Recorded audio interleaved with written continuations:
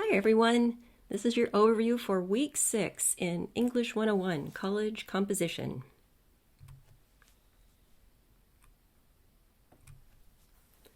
Here is your to-do list. You'll see that you have a little chunk of reading there to do in your textbook. This chapter 6, is called Making and Supporting Claims. Now, some of you actually might have seen me make a comment in your paper, like maybe I highlighted something and I said, this claim needs to be supported with evidence. So in a minute, we'll talk about what that means. What does it mean to make a claim as part of an academic argument? You're also going to put together the rough draft of your analysis and synthesis paper. I think a lot of you have a very good start on that. You've already identified the third resource that you're going to use, and I've made comments about whether that's an appropriate one to use or whether you might have to go find another one. But I know that you've been thinking a lot about the key things that you want to extract from these readings in order to put together this article. So Wednesday, rough draft, post that. Please make sure it's complete. You have an introduction, a body, a good conclusion.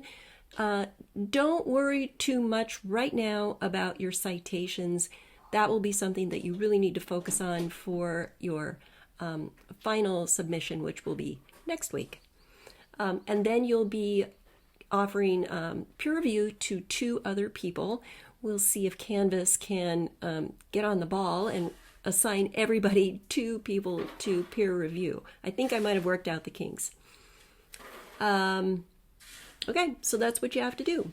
Rough draft and peer review. We use the word argument a little bit differently in academic writing than you might use it in your everyday conversation. So it doesn't mean, yelling at somebody or fighting or conflict.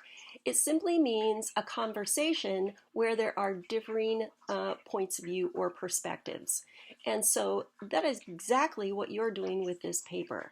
You've got some professionals in the field who are experts who have done some research, and you're taking their information. Now, some of it might not quite agree with each other, and that's okay. That's the point of looking at all of these different sources. And then you are going to add your voice and perspective to the conversation as well.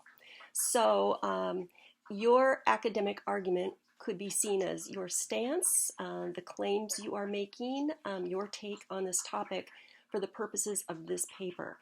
Now, I just want to make sure you understand that doesn't necessarily mean your opinion. It means your carefully thought out, very discerning perspective on this topic based on maybe your personal experience, but also all of the things that you've read.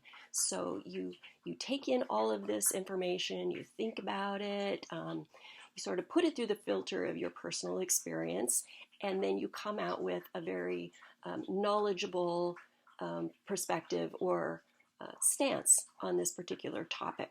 And that's your contribution to this conversation. When we say claim has actually a lot of different definitions, but for our purposes, it's just a statement. It's a fact. It's not an opinion. It's something that we are asserting that can be supported with credible evidence. So if I say the sun will rise at 5:42 a.m. this morning, I'm making a claim, and I can back that up with credible and reliable evidence. All right? So you are going to be making some claims based on what you're reading in these sources. And that's why citing your sources is so important, to show your readers that the evidence you are using is sound, it's reliable. One more thing I want to talk about before I stop today. Part of the instructions for this assignment said it must include a thesis statement. Now, I'm relying on the fact that you have written thesis statements before, right?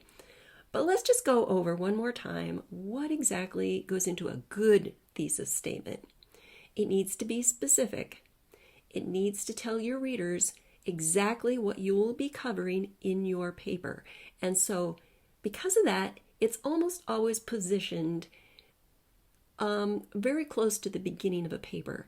So in your introduction, you lay the groundwork, you create the context for the facts that are going to come later.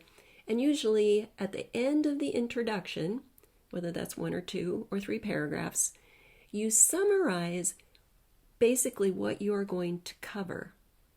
It's not like, a movie review where you don't want to, include a spoiler, right? This is different. You need to include everything in the thesis that you're going to cover. And the thing is, a thesis is a great tool to help you stay on track. When you get tempted to go off in all different directions, your thesis statement will always keep bringing you back, which isn't to say that the thesis statement cannot be changed. So let's say that as a part of your research, you do find another avenue, to pursue some new information, and you include that as part of your argument. You do need to go back and tinker with your thesis statement just a little bit to make sure that it accurately reflects the content of your paper. Okay, I hope that helps you out.